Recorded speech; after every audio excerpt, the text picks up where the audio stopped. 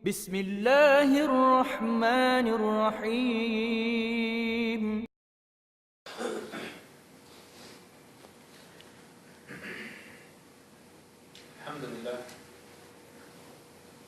الحمد لله وكفى وسلام على عباده الذين اصطفى أما بعد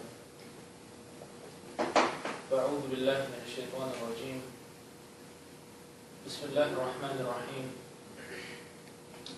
إن الله وملائكته يصلون على النبي يا أيها الذين آمنوا صلوا عليه وسلموا تسليما اللهم صل على محمد وعلى آل محمد كما صليت على إبراهيم وعلى آل إبراهيم إنك حميد مجيد اللهم بارك على محمد وعلى آل محمد كما باركت على إبراهيم وعلى آل إبراهيم إنك حميد مجيد وقال النبي صلى الله عليه وسلم إن الله لا يقبض العلم انتزاعا ولكن يقبض العلم بقبض العلماء حتى إذا لم يبق عالما اتخذ الناس رؤوسا جهالا فسئلوا فافتروا بغير علم فضلوا وأضلوا كما قال صلى الله عليه وسلم. My dear respected brothers, fellow Muslims, brothers, sisters, Assalamu alaikum wa rahmatullahi wa barakatuh. Allah subhanahu wa ta'ala has created every one of us here, sitting here, in a very unique manner. Every one of us, we have our own characteristics, qualities. With these qualities, each one of us that we possess, we educate ourselves. Many of us have a quality of learning very fast, so that if we're fast learners, then we end up studying something that can get us a higher monetary value. And many of us, our mind may not be as fast, so we don't end up places where we are supposed to be. Every one of us have been given qualities. But, my dear respected brothers, with these qualities, we come to universities to learn. We come to schools to educate ourselves and learn some degree of knowledge. Whether that knowledge is Islamic knowledge, or the knowledge of this life, or the knowledge of the hereafter. Everywhere you go, there is some degree of knowledge being given. You go to a class, knowledge is being spread. You go to a different class, different type of knowledge is being spread. Every one of you are unique in your own manner. Many of you will know things which I have probably never heard of. And many times I may know things which I say to you, it will be an amazing thing for you. So every one of us, in our knowledge, we have different knowledges, every one of us. But my dear respected brothers and sisters, with this knowledge comes a responsibility. What is that responsibility? Becoming a doctor, after finishing your medical degree, you have a nice job, you're working in a hospital. What is that doctor's responsibility? That he takes care of the patients. If he says, you know what, today I ain't feeling it. Huh? What does he say? I'm not feeling it today. It's not my day, I woke up on the wrong side, let's not go to work. That responsibility that is on his head, he's on call but he doesn't pick up his phone. Huh? Everyone is calling him from the medical lab, but he's not picking up. That responsibility he's not fulfilling. Same way if he's a mechanic. If he has a responsibility of fixing a job, fixing a car. He has a responsibility of fixing the headlights. He says, you know what, forget the headlights. There's no money in it. Let's fix the brakes. Let's tell him his brakes are messed up. He is going against his responsibility. Likewise, everything that we learn, we come to a degree in our life where that knowledge takes us to a responsibility.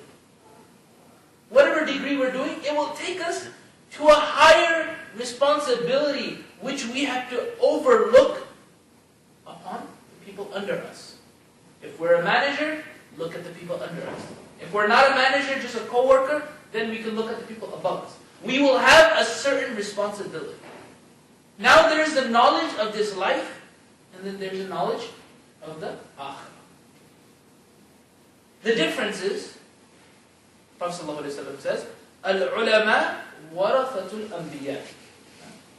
Al-ulama warathatul anbiya. The Prophet ﷺ says that the scholars of deen, the people learning this knowledge, they are the inheritors of the anbiya. The difference is what?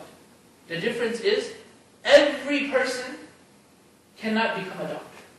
Every person cannot become a mechanic. Every person cannot be a nurse.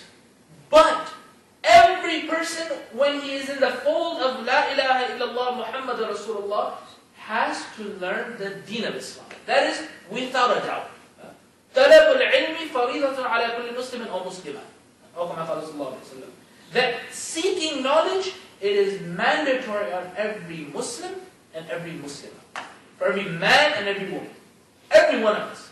Whether that knowledge is learning how to read Quran, learning how to pray Salah, learning different masail, learning different aspects of our religion. These things, my dear respected brothers and sisters, these things are the mandatory things of Islam. This is what we have to do. If we look at the scholars back in the days, every one of them, if I ask you, have you heard of Bukhari? Of course we've heard of Bukhari. Who hasn't heard of Bukhari? Have you heard of Muslim? Of course. Imam Muslim rahmatullah alayhi, Imam Bukhari rahmatullah alayhi. You go to any lecture, you will hear the words and the hadith of the Prophet ﷺ being quoted from Bukhari, Muslim, from Nasai, Ibn Majah. All the great ahadith are being quoted. Every one of us here, every week or every Bible. Every time we hear it. But my dear respected brothers, behind these books, there is a knowledge, there is a ilm, that if we go and learn regarding those people, let's look at one aspect of one person. There was a man by the name of Thaabit. I want to relate to everyone. Many of you have heard of Imam Bukhari. So I'm not going to relate to you. Inshallah, next time if I get an opportunity, I'll talk about Imam Bukhari in detail. But there was a man by the name of Thaabit. He was a tabi'i. He used to stay in the gathering of Hazrat Ali radiallahu ta'ala. And Hazrat Ali radiallahu anhu made dua for Thaabit, and he said, "Oh Thaabit, I make dua that Allah gives you a pious progeny, a very good progeny." So Thaabit says, "Very good, alhamdulillah. May Allah accept this dua." One day Thaabit is by the end of a river, and he sees down this river, an apple is coming down. Must have fallen and went into the river. So Thaabit, this man, he goes and grabs this apple. After grabbing this apple, he takes a bite out of it. After a little while, he's eating it. All of a sudden, he starts choking out some blood. So right away, the first thing he says to himself, you and I, we would think, probably has a lot of germs in it. It's probably dirty or fungi, or whatever it may be. But he says the first thing this man says, being a very pious man, he says, that this can only be because I have not asked permission for this apple. So he decides that let me go find out who this apple belongs to. He walks around looking for an apple tree, looking around, can't find anything. He walks up the stream. He sees an apple tree. When he sees this apple tree, he goes to the farm and he asks the people around, who does this farm belong to? He finds out the right owner, and he goes to the owner, that I believe this apple came off your tree, it went down, and when it went down, I had eaten your apple, so I am here to repay you back your debt. Now, the owner says, I'm not going to accept even 1 dirham. I'm not going to accept anything from you. He says, why not? He says, I'll give you 2 dirhams. He said, no. I'll give you 100 dirhams. Just take it because I've eaten haram. He says, no. He said, even if you give me 1,000 dirhams, I will not accept it. He's amazed. He said, the owner said, I will never where he's eating haram and he doesn't know about it, and he doesn't know what to do. Now, Thaabit says, I will give you anything and everything you want. He says, are you sure? He says, yes. So the owner says, the only way I will forgive you, not over money, but your forgiveness is, because you're so pious, your forgiveness is that you marry my daughter. That is your forgiveness. See all the men all happy. They all nice smile on the face. So you marry my daughter, this is your redemption. This is your forgiveness. So now Thaabit marries this lady. From this spouse, from this family, there was a child born which they kept No'Man. And in Arabic, the son of Thaabit, No'Man bin Thaabit. And for many of us that know who No'Man bin Thaabit, does anyone know? No'Man bin Thaabit? Besides you. No'Man bin Thaabit, no one? No'Man bin Thaabit, this was the name of this child. I'll relate further and tell you who this No'Man is. No'Man, at a very young age, being from a very pious family, he became Hafiz of the Quran at a very young age. After becoming Hafiz, he met one Sheikh of Kufa. They used to live in Kufa in Baghdad. And one of the Imams of Kufa, they came to this young lad and they said to him that you look like a very nice person and you seem very wise. So Sha'bi, the Imam of that time, he says to No'Man, oh No'Man, do you sit with the ulama? Do you sit with the scholars of deen? He says, no. He says, frequent your time with the scholars of deen. From that day, No'Man began to learn the deen of Allah. He learned the deen so much. He was a very wise man. Kept on learning, kept on learning.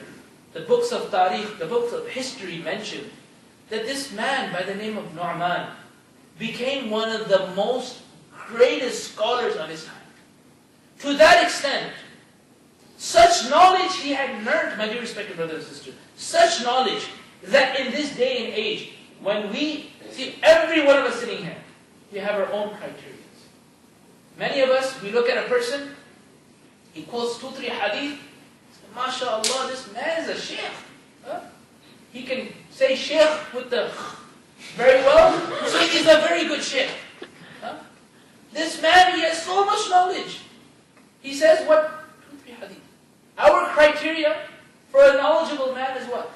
Very little. 2-3 hadith, a few nice stories here and there, that is our criteria for a scholar of deen.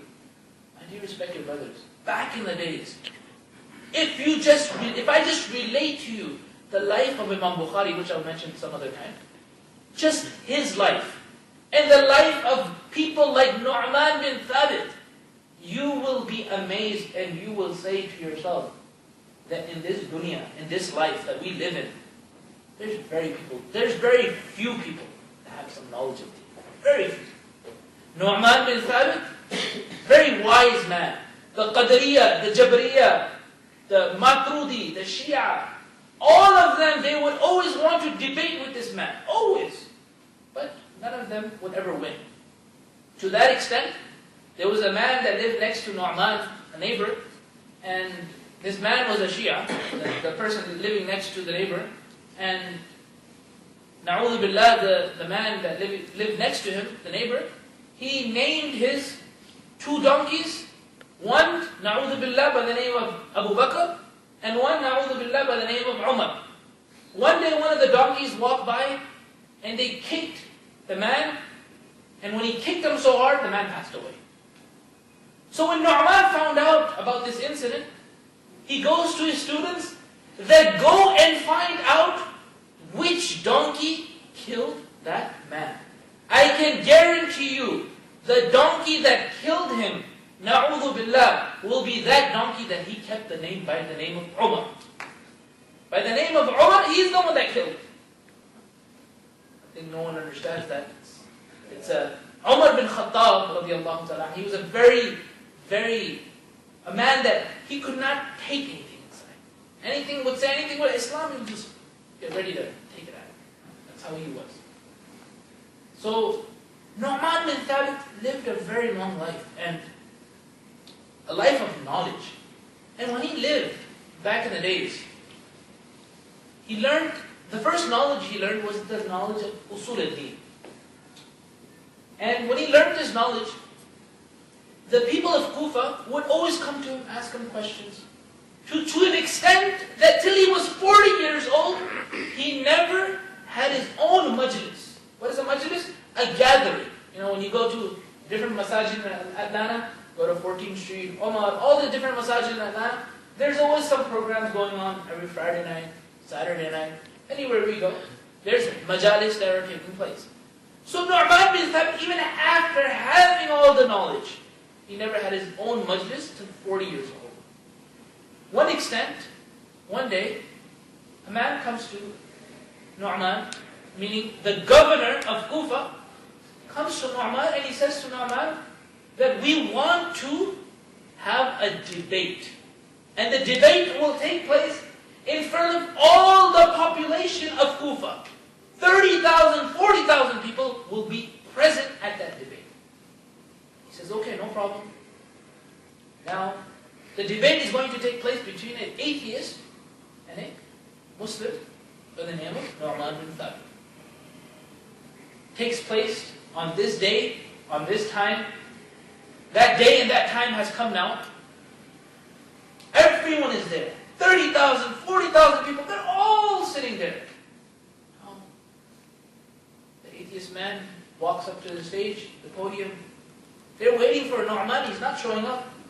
An hour passes by, 2 hours passes by, so many hours pass by, and they all begin to say that now this man that is so-called knowledgeable, he's taken away, and he's scared. Now, after a very lengthy time, he shows up. Right away, the atheist man says to him, is this what Islam teaches you? You come so late? Is this what Islam teaches you? You are given a time of 10 o'clock, but you show up at 3 o'clock. You're given a time of 12 o'clock, but you show up at midnight. Is this what Islam teaches? No'Man bin Thaabit should have said, I'm a Pakistani Muslim. That's what he should have said. But he didn't say that. He didn't say that. So, now, he comes to the man and he says that the only reason why I was late, I have a very legit excuse. The excuse is that when I was walking by, I came out of my house, the path to come to this place where the debate will take place, there's a river that I have to go through. I came to the end of the river and there was no boat. So I waited. I kept waiting and waiting and waiting. No boat was there, and I have to cross the river to get to the other side of the river and to come to the debate. No'Man said, I was waiting for so long. All of a sudden, I'm standing there, he says, all of a sudden a tree falls down. It falls down and it becomes pieces. After a few pieces, it becomes planks. And everything becomes in a manner that it becomes a boat. All of this happened in front of my eyes. This is what No'Man is saying. All of this happens in my eyes. I see this. The tree becomes a boat. I sit on this boat. It goes automatically and I go to the other side of the river. Man says, the atheist man says, hocus pocus, what is this nonsense? What is this? What? This is not what Islam teaches. No'Man says the game is over. KO, like we say. Mortal Kombat, we say KO, it's done, it's over. He says the game, the debate is over. The atheist said, it hasn't even started. What are you talking about? No'Man says that if a tree cannot fall over by itself and become a boat, and after becoming a boat, take me across the river, then if a tree cannot become a boat without a creator, how do you think the heavens and the earth, the seas and the trees came into existence without a creator? He had no answer to this. I mean, these people Wise is one thing, but knowledge is another. They were wise and they had knowledge to an extent. Abdullah ibn Mubarak comes to the place of Kufa and he asked all the people of Kufa, tell me who is the most faqih of Kufa, who is the most knowledgeable man of Kufa? Everyone said the knowledgeable man is No'Man. Everyone said. Abdullah ibn Mubarak says, tell me who is the man that is the most pious with knowledge. That doesn't just see knowledge, my dear respected brothers. Islam is not just about saying a hadith, saying Quran. It's about practicing. Just like we mentioned in the beginning, a doctor, if he doesn't practice it, after a very long time, that doctor will be known as a Pakistani doctor because he will not know anything. He'll be known as someone that graduated from back home. And we know how back home people, and I have something very unpleasant things to say about Muslims. Because, just a small incident I'll mention. I went to back home once. I was very small, 10 years old. And sad to say, one of the doctors we went to, stomach problem, killing me, could not take the pain. All of a sudden, the doctor says, it's only gas. I said, how? Only gas? And sadly, very bad, but sadly this doctor was my uncle. He says it's only gas. I said, okay, fine, it's only gas. Told my mom, this man doesn't know anything, let's go to someone else. We went to someone else, and they told me it's appendix. I said, okay, it's appendix, so I had to have surgery. To that extent, knowledge is one thing. A person can have knowledge, but if he just goes around and says things that he's not supposed to, whether he's a doctor or an engineer, whatever he may be, if he's going around saying unpleasant and unlawful things, then that person is not holding up to the degree where he has to take that responsibility. So with knowledge, my dear respected brothers, if we attain some knowledge of Islam, practice is the number one key. After practice, whether that knowledge may be the smallest of things. The Prophet ﷺ says, بَلِّغُوا عَنِّي وَلَوْ آيَةً. That preach even if you know one ayah of the Quran. Preach it. If you know something, preach it. This is how knowledge is spread. Transmitted from one to another. That is a true how knowledge is spread. Now, Abdullah ibn Mubarak asked the people living in Kufa, who is the most pious man? So with the knowledge comes piety. Who is the most pious man? The man, Abdullah ibn Mubarak, is given an answer. The most pious man is this No'Man. He is the most pious man. So, they ask, why is he the most pious? What does he do? Ibn al-Shaqiq, the Imam of that time, the biggest scholar, one of the greatest scholars of that time, Ibn al-Shaqiq, he says, his piety is so great, to that of extent, that one day I was traveling with him. And I was next to him, and we saw a person coming and approaching us. And all of a sudden, when that man approaching us, he looked at us, he turned himself away. He walked the other path. So No'man called him, come here. And he asked him, why did you look at me and turn away and walk the other path? He says, the only reason why I did this is because I owe you more than 10,000 dirhams. When I look at you, I know I can't afford to give you that money. So I feel ashamed looking at you. No'man says, has it come to this that you can't even look at me? He says, by Allah, I have forgiven you for the sake of Allah. 10,000 dirhams at that time, my dear respected brother, it is not something very small. It's only 10 cents. It is a lot of money. It is like $1 million of this day and age. Because of the value that they have. Going to another extent,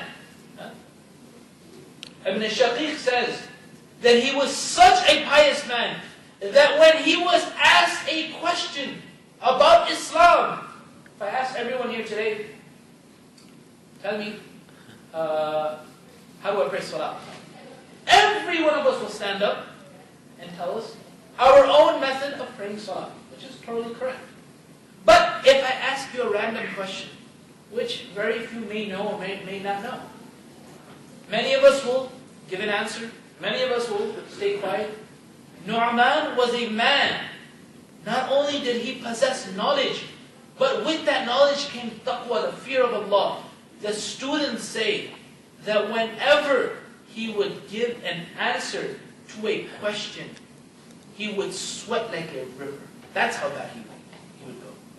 To that extent, the students say that whenever we would find a question and we don't know the answer of that question, No'man would stand up and he would say to his students, it is because of the sins that I hold. It is because of the sins I cannot answer this question.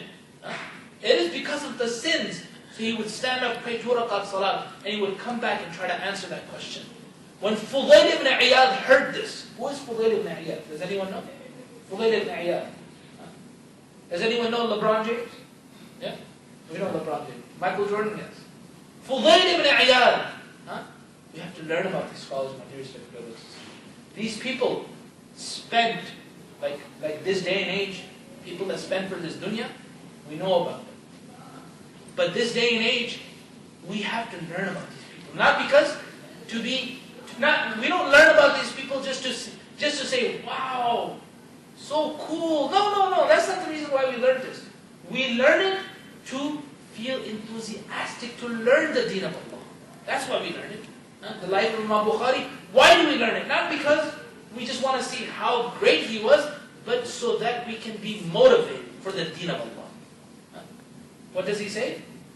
No'man was such a man that when it came to questions, Fudayl ibn Iyad, he was a man when he heard about this incident where he would stand up and cry for his tears, cry for his sins.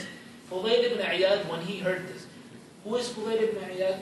Fudayl ibn Iyad was considered Abid al-Haramain, the Abid, the worshipper of both of the Haramain al-Sharifain.